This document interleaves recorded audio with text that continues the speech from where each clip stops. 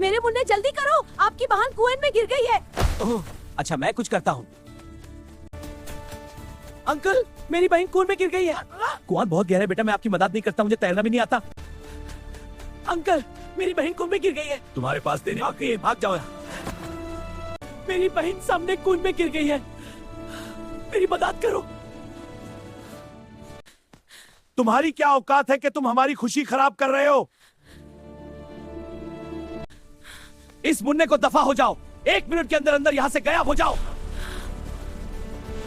चुटकी, तुमने परेशान नहीं होना, अभी तुम्हारा भाई आता होगा। कौन कौन अल्लाह के प्यारे नाम को लाइक और सब्सक्राइब करेगा? आजकल पैसे के बगैर कोई भी काम नहीं आता। मेरा जो नया दोस्त है, मैं उसके पास जाता हूँ, शायद वो मदद करे। मेरी दोस्त, मेरी बहन कुएं में गिर गई है, आप मेरी मदद करो। चलो एफआईआर जल्दी चले। मेरी बहन चुटकी, तुम कहाँ हो? हम आ गए हैं। भैया, मैं बहुत नीचे हूँ, मुझे बचाओ।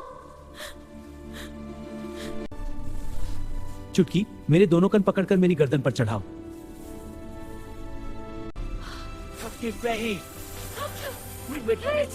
A joyous reunion for all. आज सब मिलकर खुशियां मना रहे हैं। हाँ, दिल गार्डन गार्डन। शुक्र है सब ठीक है।